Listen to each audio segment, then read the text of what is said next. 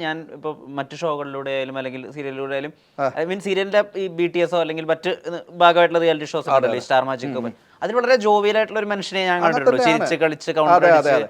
പക്ഷേ എന്നിലേക്ക് തന്നെ ഞാൻ ഒതുങ്ങി കൂടിക്കൊണ്ടിരിക്കുമായിരുന്നു.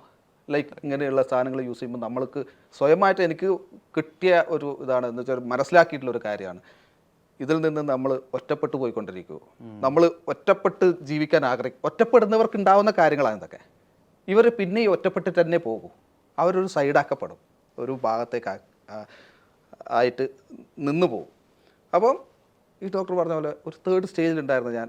എന്നോട് പറഞ്ഞു, സാധാരണ ഇടയ്ക്കൊക്കെ ഞാനിങ്ങനെ അപ്പോൾ ഇങ്ങനെ ഇനി വല്ലപ്പോഴും ഒക്കെ എന്ന് വിചാരിച്ച് നിർത്തുന്ന പരിപാടിയാണ്. പക്ഷേ ഇതങ്ങനെയല്ല, ഇത് ഫുൾ സ്റ്റോപ്പ്. ഒരു കാര്യം ഞാൻ ചെയ്യില്ല എന്ന് പറഞ്ഞാൽ ചെയ്യില്ല.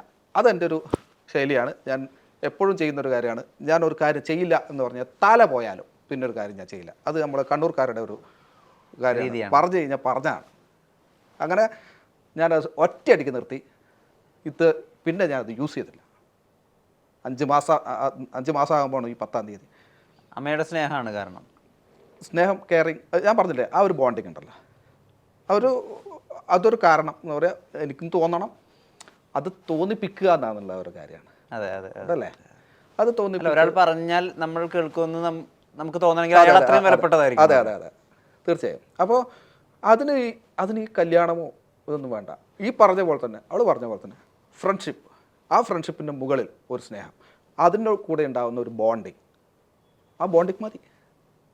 നമ്മളിപ്പോൾ ഒന്നിച്ച് സിനിമക്ക് പോകും, നമ്മൾ ഒന്നിച്ച് യാത്രകൾക്ക് പോകാറുണ്ട്. യാത്രകൾ എന്ന് പറഞ്ഞു കഴിഞ്ഞാൽ ഭയങ്കരമായിട്ട് യാത്രയെ ഇഷ്ടപ്പെടുന്ന ഒരാളാണ് ഞാൻ. വലിയ യാത്ര സ്നേഹിയൊന്നും, പക്ഷേ എനിക്ക് ഡ്രൈവിങ് ഭയങ്കര ഇഷ്ടമാണ്. അപ്പോൾ വണ്ടി എടുത്ത് അങ്ങോട്ട് കറങ്ങാൻ പോകും, യാത്ര പോകും. നമ്മൾ ഒന്നിച്ച് യാത്ര പോകാറുണ്ട്, സിനിമക്ക് പോകാറുണ്ട്, ഓരോ പ്രോഗ്രാംസിന് പോകാറുണ്ട്. പൊക്കൂടെ?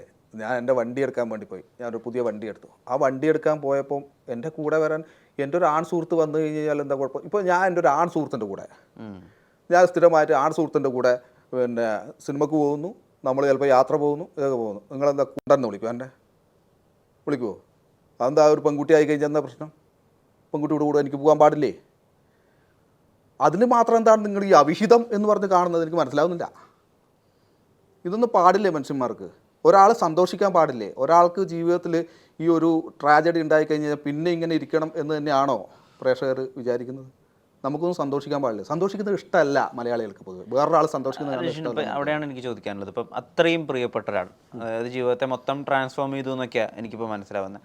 അങ്ങനെ ഒരാളെയാണ് ദുർനടപ്പുകാരി എന്നുള്ള ഇതിലൊക്കെ നിങ്ങളുടെ ഒരുമിച്ചുള്ള ഫോട്ടോകളുടെ അടിയിൽ വന്ന് കമൻറ്റ് ചെയ്യുക, അല്ലെങ്കിൽ ഈ ഫോട്ടോകൾ മൊത്തമായിട്ട് കോപ്പി ചെയ്ത് വിട്ടിട്ട് സ്ലോ മോഷനിൽ ഇട്ടിട്ട് യൂട്യൂബിൽ വോയിസ് ഓവർ കൊടുത്തിട്ടുള്ള കഥകൾ. അങ്ങനെ ഇപ്പോൾ കണ്ണൂർക്കാരുടെ ഒരു ശൈലി ഉണ്ടല്ലോ, അവർക്ക് വരുന്ന ഒരു രക്തത്തിളപ്പുണ്ട്. എല്ലാവരെയും അല്ല, അതിലുള്ള യുവാക്കൾക്ക് ഉണ്ടാകുന്ന ഒരു രക്തത്തിളപ്പുണ്ട്. അത് മുഴുവനായി പ്രതികരിക്കും പെട്ടെന്ന്. ചിലപ്പോൾ അത് കായികമായിട്ടായിരിക്കാം, ചിലപ്പോൾ അത് വാക്കുകളെ കൊണ്ടായിരിക്കാം. ഇതെങ്ങനെ പിടിച്ചു വയ്ക്കുന്നു? ഈ പ്രതികരണം എന്ന് പറയുന്നത് എനിക്ക് ഭയങ്കരമായിട്ട് പ്രതികരിക്കുന്ന ഒരുത്തനാണ് ഞാൻ. എൻ്റെ ടമ്പർ തെറ്റിക്കഴിഞ്ഞാൽ ഞാൻ എങ്ങനെ പ്രതികരിക്കുന്ന പറയാമല്ലോ. എസ്പെഷ്യലി ഈ പറയുന്ന ആ ഒരു സ്വഭാവം ഉള്ളതുകൊണ്ട്. പച്ച മലയാളത്തിൽ മായും കായും പൂയും തായും ചേർത്ത് വിളിക്കാൻ എനിക്ക് അറിയാഞ്ഞിട്ടല്ല. എൻ്റെ ഒരു വിഷയമായെങ്കിൽ ഞാൻ വിടും, പോട്ടെ. ആ പാവം പെണ്ണിനെ എന്തിനാണ് തെറി വിളിക്കുന്നത്? എന്തിനാണ് നിങ്ങൾക്ക് വേണ്ടാത്ത കാര്യങ്ങൾ എന്തിനാണ് പോയി പറയുന്നത്? പോട്ടെ, എന്നെ പറയുന്നുണ്ട്, എന്നെ ഇഷ്ടം പോലെ പറയുന്നുണ്ട്, എൻ്റെ കുടുംബത്തെ അടക്കം പറയുന്നുണ്ട്, എൻ്റെ അച്ഛനും അമ്മേനെ അടക്കം, എൻ്റെ മരിച്ചുപോയ അച്ഛനടക്കം പറയുന്നുണ്ട്. ഞാൻ കേട്ടിട്ട് ഇതിലേക്കും വിടും. എന്നുവെച്ചാൽ അത് കുറേ കാലം കൊണ്ട് ഞാൻ ഉണ്ടാക്കിയെടുത്തിരിക്കുന്ന ക്ഷമാശീലമാണ്. ഇതൊക്കെ വിളിക്കാനും പറയാനും അറിയാനില്ല. എന്ന് വെച്ചാൽ ഈ കാണുന്നതിൽ ഭൂരിഭാഗം നല്ല കമൻറ്റ് വരുന്നവരുണ്ട്. എന്ന് വെച്ചാൽ എന്നെ ഇഷ്ടപ്പെടുന്ന അല്ലെങ്കിൽ ഒരാൾ സന്തോഷിക്കുന്നത് ഇഷ്ടപ്പെടുന്നത് കാണുമ്പോൾ അത് സന്തോഷമുള്ള ആൾക്കാർ, നല്ല കമൻ്റ് ഇടുന്ന ആൾക്കാരുണ്ട്, നല്ല പ്രേക്ഷകരുണ്ട്, നല്ല നമ്മളെ ഈ സീരിയലിലൊക്കെ കണ്ട് ഇഷ്ടപ്പെടുന്ന അമ്മമാരും കുടുംബാംഗങ്ങളും ഇവരൊക്കെയുള്ള ആണ് ഞാൻ ഈ ചെയ്യുന്ന ഇൻ്റർവ്യൂ കാണുന്നവരുണ്ടാവും. ഇവരുടെക്കൊക്കെ എനിക്കൊരു റെസ്പെക്റ്റ് ഉണ്ട്. അപ്പോൾ അവർ കൂടി കാണേണ്ടതായതുകൊണ്ട് എനിക്കൊരു തെറിവാക്ക് പറയാൻ അറിയാഞ്ഞിട്ടല്ല. ഇതൊക്കെ പറയാൻ അറിയുന്ന ആളാണ്, നല്ലോണം വിളിക്കുന്ന ആളാണ് ഞാൻ. ഫ്രണ്ട്സിൻ്റെ അടുത്ത് വിളിക്കുന്ന ആളാണ്. പക്ഷേ അത് പബ്ലിക് പ്ലാറ്റ്ഫോമിൽ ബാക്കിയുള്ളവരുടെ മുമ്പിൽ ചെയ്യാൻ പാടില്ല എന്നുള്ള ബോധം എനിക്കുള്ളതുകൊണ്ട് ഞാനൊന്നും വിളിക്കുന്നില്ല. പക്ഷേ അത്രക്കും ദേഷ്യം എനിക്കിതൊക്കെ കാണുമ്പോൾ വരുന്നുണ്ട്. എനിക്ക് പ്രശ്നമല്ല, പക്ഷെ അവളത് കണ്ട് വിഷമിക്കുന്നത് കാണുമ്പോൾ എനിക്കൊരു വിഷമമുണ്ട്. അതുകൊണ്ട് തന്നെയാണ് ഞാൻ ഇൻ്റർവ്യൂവിൽ എനിക്ക് മെയിനായിട്ട് പറയാനുള്ളത്, കമൻറ്റോളികൾ നിങ്ങളുടെ വാക്കുകൾ സൂക്ഷിച്ച് യൂസ് ചെയ്യുക. അല്ലെങ്കിൽ ഇനി പൊട്ടിത്തെറിക്കുന്നത് ഞാനായിരിക്കും. ഞാൻ തീർച്ചയായും പച്ചത്തെറി ഞാൻ വിളിച്ചു പറയും. അത് വീട്ടിലിരിക്കുന്ന അച്ഛനായാലും ശരി, അമ്മയായാലും ശരി, ആയാലും ശരി, അത് കേൾക്കേണ്ടി വരും. ഇപ്പം ഈ നിങ്ങൾ തമ്മിലുള്ള ഈ റിലേഷൻഷിപ്പ് ഇപ്പോൾ അത് ഏറ്റവും അധികം അതിൻ്റെ ഹോട്ട് ന്യൂസ് പോലെയൊക്കെ ആളുകൾ അവതരിപ്പിക്കാൻ തുടങ്ങിയത് വെളുത്ത ഷർട്ടും ഡെനിം ജീൻസ് ഇട്ട് നിങ്ങൾ നടത്തിയ ഒരു ഫോട്ടോഷൂട്ടായി ബന്ധപ്പെട്ടാണ്. അതിനൊരു റീൽ ഉണ്ടായിരുന്നു. എന്തായിരുന്നു അതിൻ്റെ സാഹചര്യം? അതിൻ്റെ സാഹചര്യം എന്ന് വെച്ചാൽ നമ്മൾ കുറച്ച് ഫ്രണ്ട്സുകൾ കൂടിയിട്ട് ഒരു ട്രിപ്പ് പോലെ ഒരു ബീച്ച് സൈഡിലുള്ള അവിടെ ഒരു ട്രിപ്പ് പോലെ പോയിട്ടുണ്ടായിരുന്നു. അതിലൊരു പയ്യനുണ്ടായിരുന്നു, ജിഷ്ണുവിൻ്റെ അവൻ ക്യാമറയും കൊണ്ട് വന്നിരിക്കുന്നു. അപ്പോൾ നമുക്ക് കുറച്ച് ഫോട്ടോസ് എടുക്കാം. ക്യാമറ കണ്ടു കഴിഞ്ഞാൽ പിന്നെ നമ്മളെ ആർട്ടിസ്റ്റുകൾ വെറുതെ വിടുവോ? ക്യാമറക്ക് മുമ്പിൽ നമ്മളെ ഫുൾ ഫിഗർ, നമ്മളെ ക്ലോസ് എന്ന് വിചാരിക്കുന്ന ആൾക്കാരാണല്ലോ നോർമലി ആർട്ടിസ്റ്റുകൾ. അപ്പം പിന്നെ ശരി എടുത്തേക്കടാ നമുക്ക് എന്ന് പറഞ്ഞിട്ട് നമ്മൾ കുറേ ഫോട്ടോസും വീഡിയോസും അങ്ങനെ കുറേ എടുത്തു. അങ്ങനെ കുറേ എടുത്ത വീഡിയോ അത് എപ്പോൾ എടുത്തതാ? കുറേ കാലം മുമ്പ് എടുത്തതാണ്. ഇതൊന്നും ഞാൻ പോസ്റ്റ് ചെയ്യാതിരിക്കുമായിരുന്നു. എന്ന് വെച്ചാൽ ഞാൻ ഇവിടേക്ക് പറയാടി, എന്നെ തൊട്ട വൈറലാണ്. എൻ്റെ കൂടെ ഒരു പെണ്ണ് ഫോട്ടോ ഇട്ടോ, അപ്പം പിന്നെ പിറ്റേ ദിവസം ജിഷിൻ്റെ കൂടെ കണ്ട പെണ്ണാരാണ് എന്ന് പറഞ്ഞിട്ടില്ല തംബ്നെയിൽ വരും. അത് കേൾക്കണോ? എന്നാ ചേട്ടാ എനിക്ക് വയ്യ, ചീത്തപ്പേരൊന്നും കേൾക്കാണ്ട് ഇത്ര കാലം ഞാൻ ജീവിച്ചു, ഇനി എന്തിനാണിത് എന്ന് പറഞ്ഞിട്ട് ഇവളുടെ ബർത്ത്ഡേക്ക് ഞാൻ അവളുടെ ചേച്ചിയൊക്കെ കേക്കൊക്കെ വാങ്ങി കട്ട് ചെയ്യുന്നുണ്ട്. അവരുടെ ചേച്ചി എല്ലാ ബർത്ത്ഡേക്കും അവൾ തിരുവനന്തപുരത്തുണ്ടെങ്കിൽ അവർ കേക്ക് വാങ്ങി കട്ട് ചെയ്തു. അപ്പോൾ എന്നെയും വിളിച്ചു. ഞാൻ അവിടെ ഷൂട്ടുണ്ടായിരുന്നു. ഞാൻ എന്ത് ചെയ്തു? ഞാനും പോയി. അപ്പം ഈ കേക്കിൻ്റെ മുകളിൽ ലവ് യു ആമി എന്ന് എഴുതിയിട്ടുണ്ടായിരുന്നു. പക്ഷേ സഹോദരിയാന്ന് വാങ്ങിച്ചു കൊടുത്തത് കേക്ക്. ഇതിൽ ഞാനത് പങ്കെടുക്കാൻ വേണ്ടി പോയി.